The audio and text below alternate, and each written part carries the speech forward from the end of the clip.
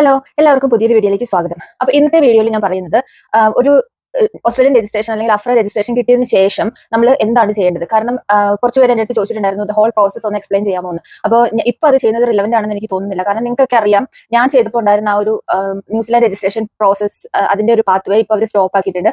ഇപ്പോൾ നമുക്ക് നിലവിൽ CGFNS കഴിഞ്ഞിട്ടുണ്ടെങ്കിൽ നമ്മൾ ന്യൂസിലാൻഡ് രജിസ്ട്രേഷന് വേണ്ടിയിട്ട് സബ്മിറ്റ് ചെയ്യുന്ന സമയത്ത് അവർ നമ്മളുടെ അടുത്ത് ന്യൂസിലാൻഡിലെ IQN പിന്നെ അതേപോലെ തന്നെ ഓസ്കി എക്സാം നമ്മൾ ന്യൂസിലാൻഡിൽ വന്നിട്ട് അറ്റൻഡ് ചെയ്യണം എന്നൊക്കെയുള്ള കുറച്ച് ക്രൈറ്റീരിയസ് അവർ ആഡ് ചെയ്തിട്ടുണ്ട്. അപ്പൊ അതുകൊണ്ട് തന്നെ ഞാൻ ചെയ്ത ആ ഒരു പ്രോസസ്സ് ഇവിടെ എക്സ്പ്ലെയിൻ ചെയ്തത് ഇപ്പോഴത്തെ ഒരു അവസ്ഥയിൽ അതുകൊണ്ട് വലിയ പ്രയോജനമൊന്നും ഉണ്ടാവില്ല. അപ്പോൾ ഞാൻ മെയിൻലി ഇപ്പോൾ ഫോക്കസ് ചെയ്യാൻ പോകുന്നത് അഫ്ര നമുക്ക് കിട്ടിക്കഴിഞ്ഞതിന് ശേഷം അടുത്ത സ്റ്റെപ്പ് എന്താണ് എന്നുള്ളതാണ്. അപ്പോൾ നമുക്ക് നഴ്സിംഗ് രജിസ്ട്രേഷൻ ഒക്കെ കിട്ടി നമ്മൾ 482 വിസിറ്റ് ആണ് ഫോക്കസ് ചെയ്യുന്നതെന്നുണ്ടെങ്കിൽ നിങ്ങൾക്ക് ഇപ്പോൾ ഈ ഒരു സ്റ്റെപ്പിന്റെ ആവശ്യമില്ല. മറിച്ച് PR വിസയ്ക്കാണ് ട്രൈ ചെയ്യുന്നത് എന്നുണ്ടെങ്കിൽ ഇത് വളരെ ക്രൂഷ്യൽ ആയിട്ടുള്ള ഒരു സ്റ്റെപ്പാണ്, വളരെ ക്രൂഷ്യൽ ആയിട്ടുള്ള വളരെ ഇമ്പോർട്ടന്റ് ആയിട്ടുള്ള ഒരു ഡോക്യുമെന്റ് ആണ്. വേറൊന്നുമല്ല, നമ്മുടെ സ്കിൽ അസസ്മെന്റ്. അപ്പോൾ ഈ നഴ്സിംഗ് സ്കിൽ അസസ്മെന്റ് ചെയ്യുന്ന ഒരു ഏജൻസിയാണ് ആൻമാക്, അതായത് Australian nursing and midwifery accreditation council. അതാണ് ആൻമാക് എന്നുള്ളതിന്റെ ഫുൾ ഫോം ആയിട്ട് വരുന്നത്. അപ്പോൾ ഈ ഒരു ഏജൻസിയാണ് നമ്മുടെ സ്കിൽ അസസ്മെന്റ് വെരിഫൈ ചെയ്ത് നമുക്ക് പോസിറ്റീവ് ഔട്ട്കം വരുന്നത്. അപ്പോൾ ആ ഒരു പോസിറ്റീവ് സ്കിൽ അസസ്മെന്റ് ക്രൂഷ്യൽ ആയിട്ടുള്ള ഒരു ഡോക്യുമെന്റ് ആണ് നമ്മുടെ PR പ്രോസസ്സിംഗിലേക്ക് പോകും. അപ്പോൾ 4 തരത്തിലുള്ള ആൻമാക് സ്കിൽ അസസ്മെന്റ്സ് ആണ് ഉള്ളത്. ഒന്ന് ഫുൾ സ്കിൽ അസസ്മെന്റ്, അത് നമ്മൾക്കുള്ളതല്ല. അതായത് US, UK, Ireland, Canada, Hong Kong ഇങ്ങനെയൊക്കെയുള്ള രാജ്യങ്ങളിൽ നഴ്സിംഗ് ഡിഗ്രി കഴിഞ്ഞ് ഓസ്ട്രേലിയയിലേക്ക് രജിസ്ട്രേഷൻ എടുത്ത് വർക്ക് ചെയ്യാനായിട്ട് താല്പര്യപ്പെടുന്നവർക്ക് വേണ്ടിയിട്ടുള്ളതാണ് ഈ ഫുൾ സ്കിൽ അസസ്മെന്റ്. പിന്നെ ഉള്ളത് മോഡിഫൈഡ് പ്ലസ് സ്കിൽ അസസ്മെന്റ്. പിന്നെ അടുത്തത് ഏജ്ഡ് കെയർ അങ്ങനെയുള്ള കാര്യങ്ങൾക്കൊക്കെ നോക്കുന്നവരുടെ അത് പുതിയതായിട്ട് ഇവിടെ ആഡ് ചെയ്തിട്ടുള്ളതാണ് ഡയറക്റ്റ് കെയർ സ്കിൽ അസസ്മെന്റ്. അപ്പോൾ ഈ 3 കാര്യങ്ങളും നമ്മളെ സംബന്ധിച്ച്, അതായത് ഇന്റർനാഷണലി ക്വാളിഫൈഡ് നഴ്സസിന് ഈ 3 എന്താ പറയുക കാറ്റഗറീസും നമുക്ക് റിലവന്റ് അല്ല. അപ്പൊ നമ്മൾ ചെയ്യുന്ന അസസ്മെന്റിന്റെ പേരാണ് മോഡിഫൈഡ് സ്കിൽ അസസ്മെന്റ്. അപ്പൊ മോഡിഫൈഡ് സ്കിൽ അസസ്മെന്റ് ആണ് അഫ്ര രജിസ്ട്രേഷൻ കിട്ടിയ ഒരു ഇന്റർനാഷണൽ നഴ്സ് ചെയ്യേണ്ടതായിട്ട്.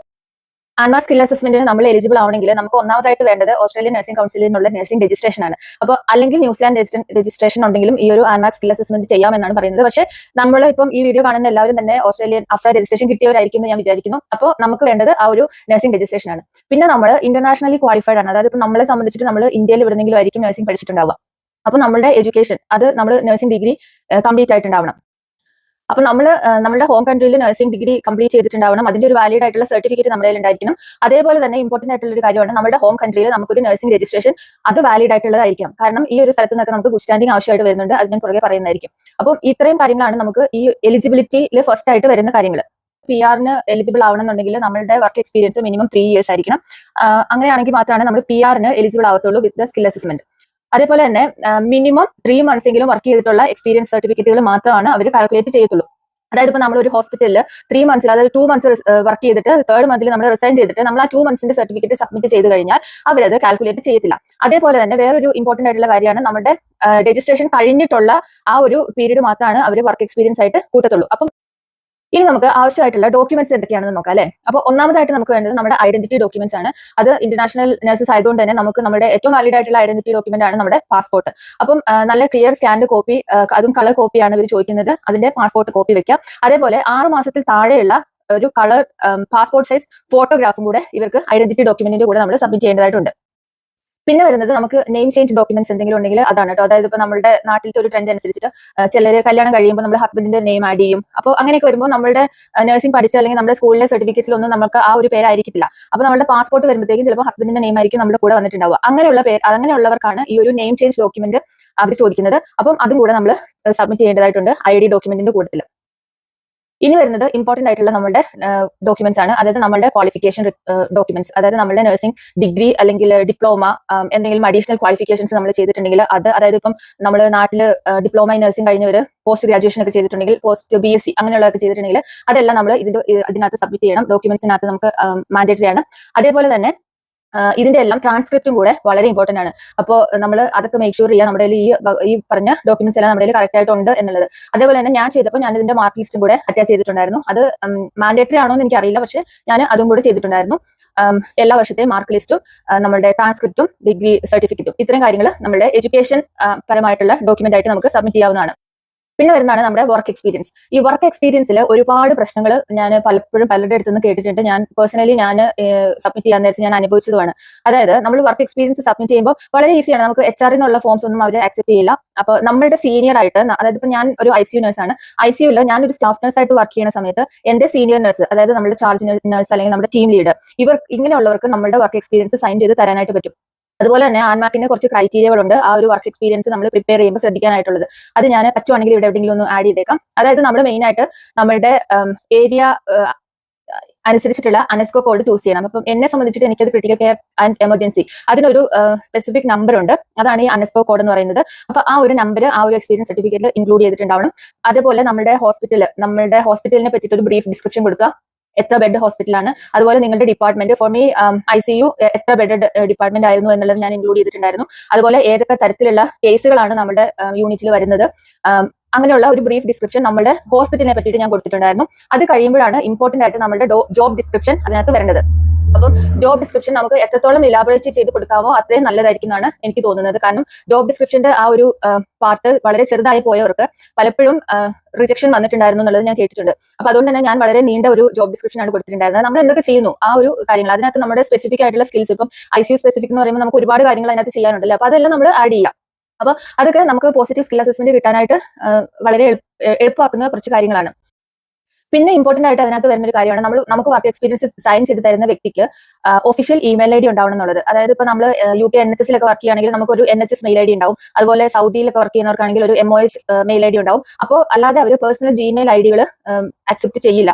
കാരണം അവർ അവിടെ നിന്ന് ഒരു വെരിഫിക്കേഷൻ മെയിൽ നമ്മുടെ ഈ റെഫറിക്ക് സെൻഡ് ചെയ്യും. അപ്പൊ ഈ റെഫറി അവർക്ക് തിരിച്ച് റിപ്ലൈ കൊടുക്കണം. അത് പേഴ്സണൽ ഇമെയിലിൽ നിന്ന് അയക്കുന്നവർക്ക് അത് ആക്സെപ്റ്റ് ചെയ്യില്ല. അപ്പൊ അത് കുറച്ച് പേര് സ്ട്രഗിൾ ചെയ്യുന്നുണ്ടെന്ന് തോന്നുന്നു. മിഡിൽ ഈസ്റ്റിലൊക്കെ വർക്ക് ചെയ്യുന്നവർക്ക് ഇതുപോലത്തെ പ്രശ്നങ്ങൾ നേരിടേണ്ടി വന്നിട്ടുണ്ടെന്ന് ഞാൻ കേൾക്കുന്നു. അതിന് എന്തെങ്കിലും വേറെ സംവിധാനം ഉണ്ടായിരിക്കണം. സാലറി സ്ലിപ്പ് അല്ലെങ്കിൽ നമ്മുടെ ബാങ്ക് സ്റ്റേറ്റ്മെന്റ്, അതായത് നമ്മൾ ആ ഒരു പീരീഡിൽ അവിടെ വർക്ക് ചെയ്തിട്ടുണ്ടായിരുന്നു എന്ന് തെളിയിക്കാനുള്ള പ്രൂഫുകളൊക്കെ നമുക്ക് സബ്മിറ്റ് ചെയ്ത് കഴിഞ്ഞാൽ ഒരുപക്ഷെ അവർ ചെയ്യുമായിരിക്കും. പക്ഷെ എനിക്ക് അതിനെപ്പറ്റി കൂടുതൽ ഡീറ്റെയിൽസ് അറിയില്ല.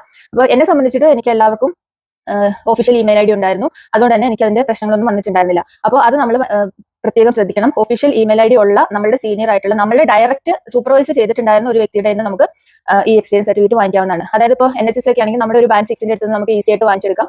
അവരുടെ ഇമെയിൽ ID കൊടുക്കുക, അവർക്ക് ഒരു വെരിഫിക്കേഷൻ മെയിൽ വരും. അപ്പോൾ അവർ പറയണം ഈ സർട്ടിഫിക്കറ്റ് ജെന്യൂൻ ആണ്, ഞാൻ തന്നെ സൈൻ ചെയ്ത് കൊടുത്തതാണ് എന്ന് അവർ തിരിച്ച് ആൻമാക്കിന് ഒരു റിപ്ലൈ കൊടുത്തു കഴിഞ്ഞാൽ അത് ആക്സെപ്റ്റഡ് ആണ്. അപ്പം ഇത്രയൊക്കെയാണ് ഇതിനകത്ത് വർക്ക് എക്സ്പീരിയൻസ് ശ്രദ്ധിക്കേണ്ട കാര്യങ്ങൾ. പിന്നെ ഇതിനകത്ത് കുറച്ച് ഇമ്പോർട്ടന്റ് ആയിട്ട് നമ്മൾ ശ്രദ്ധിക്കേണ്ട വേറെ കുറച്ച് കാര്യങ്ങൾ എന്താണെന്ന് വെച്ച് കഴിഞ്ഞാൽ ഇവർക്ക് കുറച്ച് ക്രൈറ്റീരിയകൾ ഉണ്ട്. അതായത് നമ്മൾ അപ്ലോഡ് ചെയ്യുന്ന ഡോക്യുമെന്റ്സും 600 DPI കുറയാത്തതായിരിക്കണം, അതിൽ മുകളിലേക്കുള്ളതായിരിക്കണം. അപ്പോൾ നമ്മൾ നമ്മുടെ മൊബൈൽ സ്കാനർ അല്ലെങ്കിൽ അങ്ങനെയൊക്കെ നമ്മൾ ചിലപ്പോൾ ഫോട്ടോ എടുത്തിട്ടൊക്കെ അപ്ലോഡ് ചെയ്ത് കഴിഞ്ഞാൽ അത് അക്സെപ്റ്റ് ചെയ്യത്തില്ല. കളേർഡ് കോപ്പികളായിരിക്കണം. അപ്പൊ നമ്മൾ ഒരു എന്താ പറയാ കടയിൽ പോയിട്ട്, അതായത് ഒരു സ്കാനിങ് സെന്ററിൽ പോയിട്ട് ചെയ്യുന്നതായിരിക്കും ഏറ്റവും നല്ലത്. അനാവശ്യമായിട്ടുള്ള ഡിലേസ് ഒഴിവാക്കാനായിട്ട് നമുക്ക് സാധിക്കും. കാരണം നമ്മൾ നമ്മുടെ ഒരു എളുപ്പത്തിന് നമ്മൾ ഇങ്ങനെ ചെയ്തു, നമ്മുടെ മൊബൈൽ ഇപ്പൊ എല്ലാ മൊബൈലിലും ഇതിനുള്ള സ്കാനിങ് ഓപ്ഷൻസ് ഒക്കെ ഉണ്ട്. അപ്പൊ നമ്മൾ സ്കാൻ ചെയ്ത് അയച്ചു, സബ്മിറ്റ് ചെയ്തു. അത് കഴിയുമ്പോഴായിരിക്കും അവർ പറയുന്നത് ഇത് ക്ലിയർ അല്ല, അല്ലെങ്കിൽ അവർക്ക് എന്തെങ്കിലും അത് പറ്റില്ല എന്ന് തോന്നി കഴിഞ്ഞാൽ അപ്പൊ നമ്മൾ വീണ്ടും നമ്മുടെ സമയം അവിടെ ഡിലേ ആവുകയാണ്. അപ്പം അത് ഒഴിവാക്കാനായിട്ട് ഈ പറഞ്ഞ കാര്യങ്ങളൊക്കെ നമ്മൾ ശ്രദ്ധിക്കുന്നത് നന്നായി. പിന്നെ കുറച്ച് പേര് ചോദിച്ചിട്ടുണ്ടായിരുന്നു ഈ ആൻമാർക്ക് ചെയ്യാൻ വേണ്ടിയിട്ട് നമുക്ക് ഏജൻസി ആവശ്യമുണ്ടോ എന്നുള്ളത്. അപ്പോൾ ഏജൻസി ചൂസ് ചെയ്യുക, തന്നെ ചെയ്യുക, അതൊക്കെ ടോട്ടലി നമ്മുടെ മാത്രം തീരുമാനമാണ്, നമ്മുടെ മാത്രം ചോയ്സ് ആണ്. എന്നെ സംബന്ധിച്ചിട്ട് എനിക്ക് നമ്മൾ വർക്ക് ചെയ്തുകൊണ്ടിരിക്കുന്നു, പിന്നെ കുട്ടികളുടെ കാര്യങ്ങളും വീട്ടിലത്തെ കാര്യങ്ങളും എല്ലാം ഉണ്ടായിരുന്നു. അതിന്റെ എല്ലാ ഇടയിൽ കൂടെ ഇത്രയും പേപ്പർ വർക്കും കൂടെ ചെയ്യാനുള്ള ആ ഒരു എന്താ പറയുക സംവിധാനം ഉണ്ടായിരുന്നില്ലാത്തതുകൊണ്ട് ഞാനത് ഏജൻസിക്കാണ് കൊടുത്തിട്ടുണ്ടായിരുന്നത്. അപ്പം അതിനെ പറ്റിയിട്ടുള്ള ഒരു വീഡിയോ ഞാൻ ഇതിന്റെ മുന്നേ ചെയ്തിട്ടുണ്ട്. കാണാത്തവരുണ്ടെന്നുണ്ടെങ്കിൽ ഒന്ന് ചെക്ക് ചെയ്ത് നോക്കാം. ഞാൻ ഏത് ഏജൻസിക്കാണ് കൊടുത്തത് എന്നുള്ളത് നിങ്ങൾക്കും അവരെ കോൺടാക്ട് ചെയ്യാം. വളരെ നല്ല സർവീസ് ആയിരുന്നു, ഞാൻ ആ വീഡിയോയിൽ ക്ലിയർ ആയിട്ട് പറയുന്നുണ്ട്. അപ്പം അതെല്ലാം നമുക്ക് സമയമുണ്ട്, നമുക്ക് ഇതൊക്കെ ചെയ്യാനുള്ള പറ്റും എന്നുണ്ടെങ്കിൽ നമുക്ക് തന്നെ ചെയ്യാവുന്നതേ ഉള്ളൂ. അത്ര വലിയ ആനകുതിര കാര്യമൊന്നുമല്ല.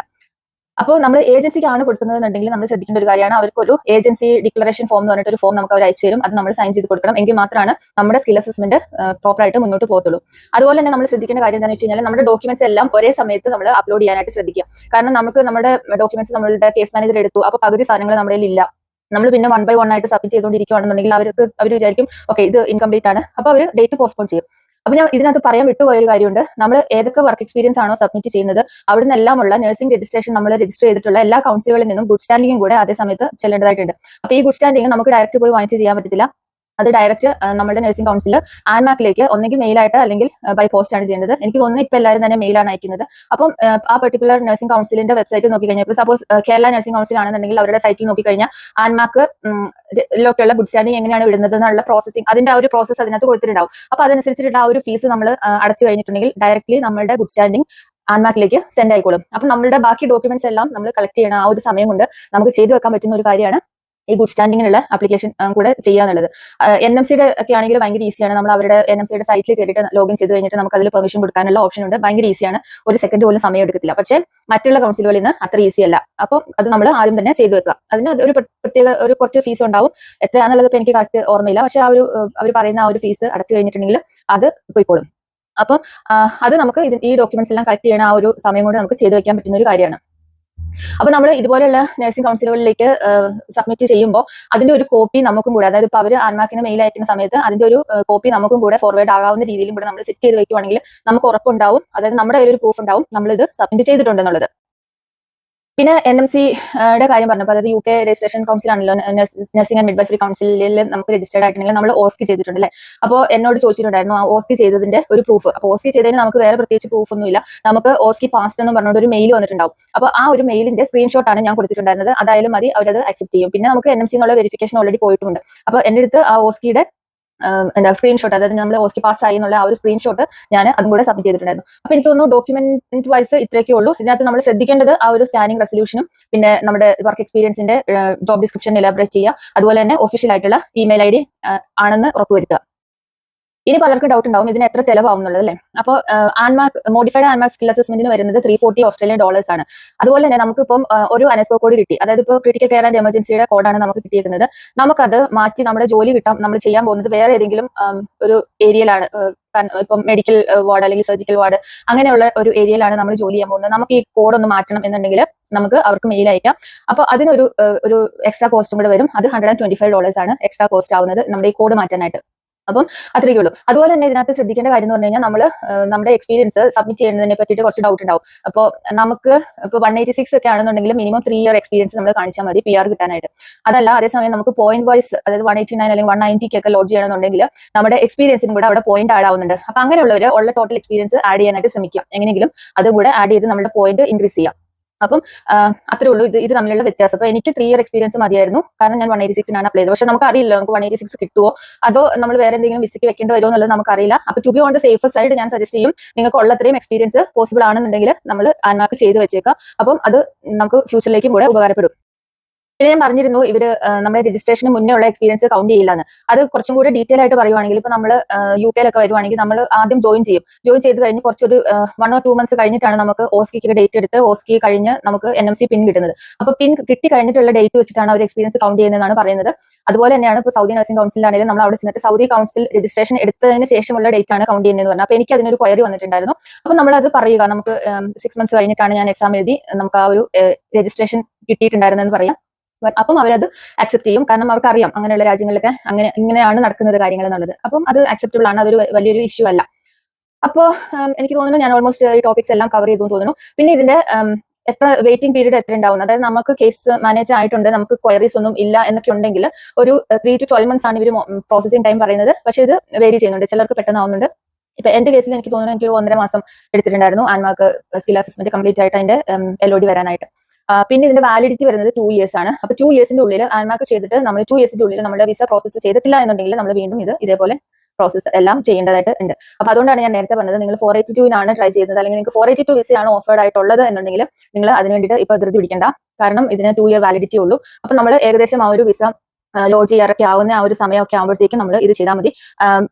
പ്രൊവൈഡിങ് ഇനഫ് ടൈം, കാരണം നമുക്ക് 3 to 6 months അല്ലെങ്കിൽ 3 to 12 months ആണ് ഇവർ സ്റ്റാൻഡേർഡ് പ്രോസസിംഗ് ടൈം പറയുന്നത്. അപ്പൊ അതൊക്കെ കണക്ക് കൂട്ടിയിട്ട് നമുക്ക് കുറച്ചും കൂടി ഡിലേ ആക്കിയിട്ട് ഇത് ചെയ്യാൻ പറ്റും. കാരണം 2 years കഴിഞ്ഞിട്ടുണ്ടെങ്കിൽ നമ്മൾ വീണ്ടും ഈ ഫുൾ പ്രോസസ്സ് നമ്മൾ റിപ്പീറ്റ് ചെയ്യേണ്ടതായിട്ടുണ്ട്. അപ്പൊ നമുക്ക് കുറച്ചും കൂടെ ചെലവ് കൂടുന്നതായിട്ട് വരും. അപ്പൊ അതുകൊണ്ടാണ് അങ്ങനെ പറഞ്ഞത്. അത്രേ ഉള്ളൂ ഇന്നത്തെ ഒരു വീഡിയോ. ക്ലിയർ ആയി എന്ന് വിചാരിക്കുന്നു. ഞാൻ ഇതിനെപ്പറ്റി കൂടുതൽ പറയാത്തത് വേറൊന്നുമല്ല, ആ ഒരു പാത്വേ ഇപ്പൊ കംപ്ലീറ്റ്ലി സ്റ്റോപ്പ് ആയതുകൊണ്ടാണ് കേട്ടോ. അപ്പോൾ ആൻമാക്കിനെ പറ്റിയിട്ട് നിങ്ങൾക്ക് ക്ലിയർ ആയി എന്ന് വിചാരിക്കുന്നു. ഇനി എന്തെങ്കിലും ഡൗട്ടുകൾ കാര്യങ്ങളുണ്ടെങ്കിൽ കമന്റ് ആയിട്ട് ചെയ്യുക. അതുപോലെ തന്നെ ആദ്യമായിട്ട് കാണുന്നവർ നിങ്ങൾക്ക് വീഡിയോ ഇഷ്ടപ്പെട്ടെങ്കിൽ സബ്സ്ക്രൈബ് ചെയ്ത് ലൈക്ക് ചെയ്ത് ഷെയർ ചെയ്ത് സപ്പോർട്ട് ചെയ്യുക കേട്ടോ. അപ്പൊ മറ്റൊരു വീഡിയോ ആയിട്ട് ഇതുപോലെയുള്ള ഇൻഫോർമേറ്റീവ് ആയിട്ടുള്ള ഒരു വീഡിയോ ആയിട്ട് ഞാൻ വീണ്ടും വരുന്നതായിരിക്കും. അതുവരേക്കും എല്ലാവർക്കും bye, thank you and take care. Have a good day.